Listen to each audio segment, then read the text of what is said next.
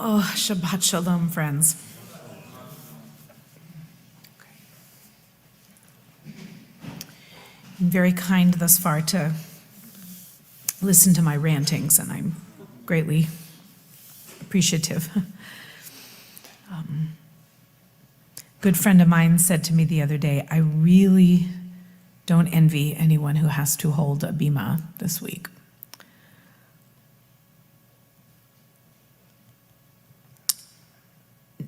Because no matter what one says, it's not going to fix much of anything. So I can really only hope to change myself, which is maybe about as good as could ever be expected.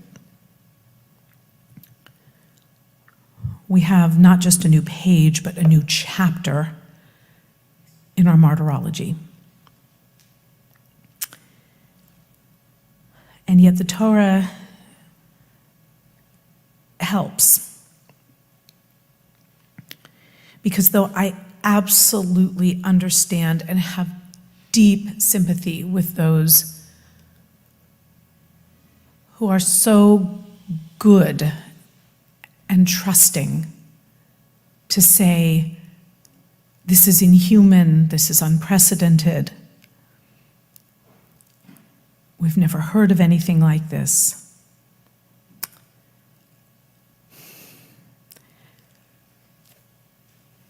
But this is the story of humankind. It is about the least funny thing in the history of creation, but it is so that the Torah depicts the sad situation of 4 people on earth, and that was too many. The story of Cain and his little brother Abel bringing sacrifices to God, and for reasons none of us will ever understand. Only Abel's seems to find favor in that moment. Biblical author gives no explanation, except that it is, as we say, or ought to have been in the parlance of the 21st century, a teachable moment. Cain has an opportunity to demonstrate that when things happen that you don't like,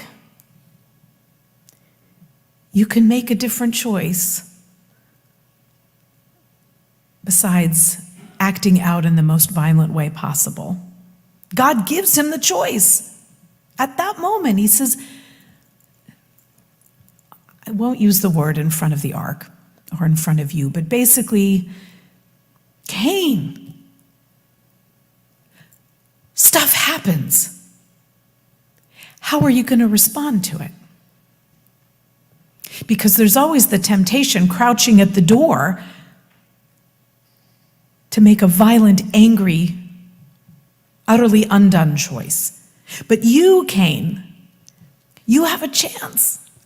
Right here, right now, at the dawn of creation, you can show people who are going to come after you how to buck up when things don't go your way. But Cain doesn't. He says something to his brother that's a remarkable opportunity for engaging with rabbinic creativity, because the rabbis of old really went to town imagining what it was that Cain said to his brother. But though we'll never know, he said something that lured Abel out into the field, trusting his older brother. And Abel, without a word, is gone. Killed by his brother, who saw sin crouching at the door and said, come on in. Let's talk. And then in one of the phrases that has probably been quoted more often than any other, perhaps in the entire Bible.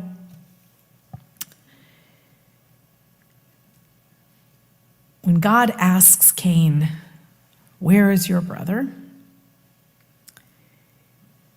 he flings the question back at God. I don't know.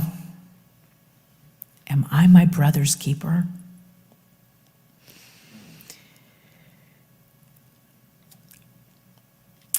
Rabbi Plaut, a great Reform theologian and Bible teacher, says that when Cain asks the question, the answer is implied.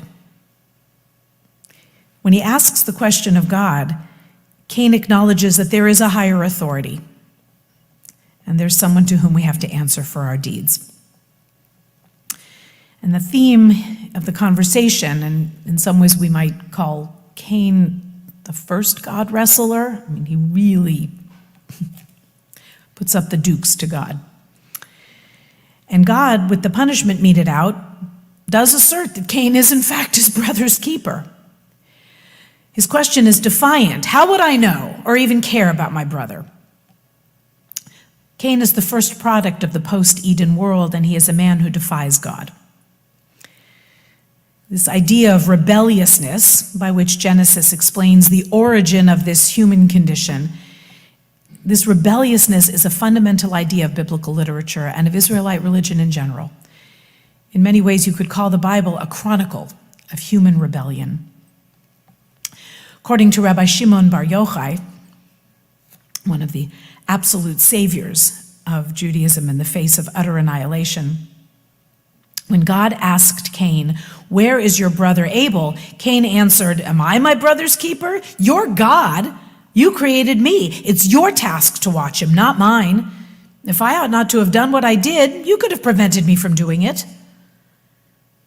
And thus, Cain makes God responsible, or at least co-responsible, for his own actions.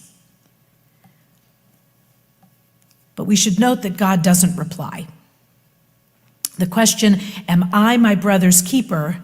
remains unanswered, and has remained so despite all of the questions of all of the following generations. Why is God silent when people kill each other? Where does divine power begin and where does it end? God asks us to account for our deeds. But we still turn the question back to God and ask, "Am I alone my brother's keeper? Are you not as well? If my brother's bloods cry out against me, does it not cry out against you too, O Eternal One?" The interpretation appeals to us not only because it asks questions of great urgency today, on October 14th, 2023, but because it allows for a direct continuation of the Eden story told so long ago. In Eden, the human choice was essentially between life and death, although how much choice they had in the matter is really not all that clear. But since the gates were locked, guarded by the cherubim and the ever-turning sword of fire, we have another choice, the choice between good and evil. Cain chose murder, the ultimate evil. But having granted humanity moral freedom, God, in a sense, shares in our transgressions. And though we do and may ask where God is and was at the hour of violence, God's failure to answer does not reduce our responsibility.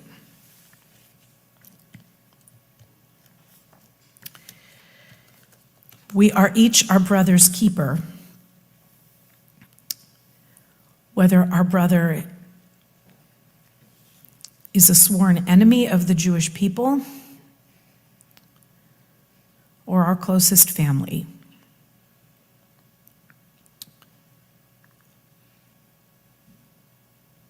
I have had moments of such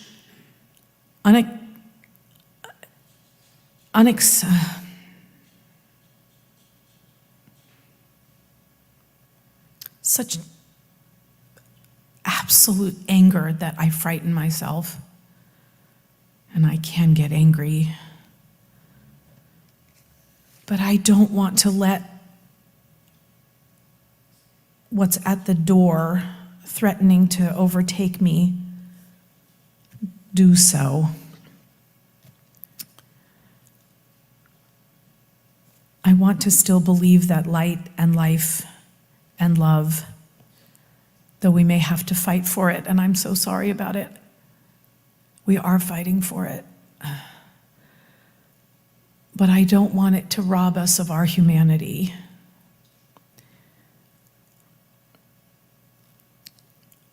I want to still be able to grieve for all of the wasted potential. Because that's really what it is. It's so much waste. And it's so sad. And there is no moral equivalence, none, except the equivalence that we're all supposed to be children of God. And the mystics insisted on that belief, that no matter how dark and how terrible the situation, that more darkness wouldn't help, even when we had to take up arms, that we should still keep our humanity and grieve for the potential that is being lost every single minute, every hour of this terrible war. That's ultimately the only thing I can pray for myself, is that I don't become that which I am terrified of.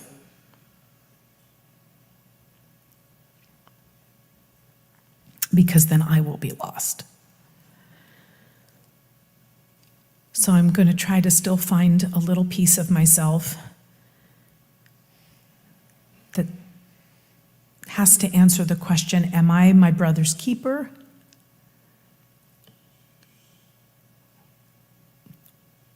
With a yes.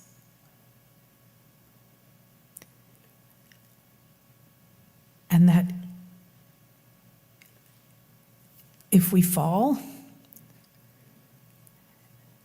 that we do so sanctifying the name and living as holy a life as we possibly can and could do. That's how we live in the image of God,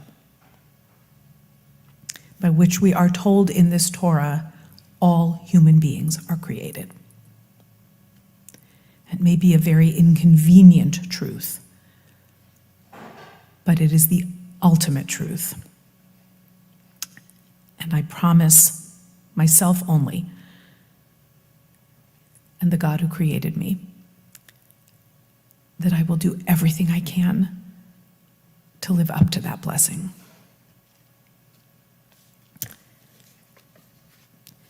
May peace come to our beloved land.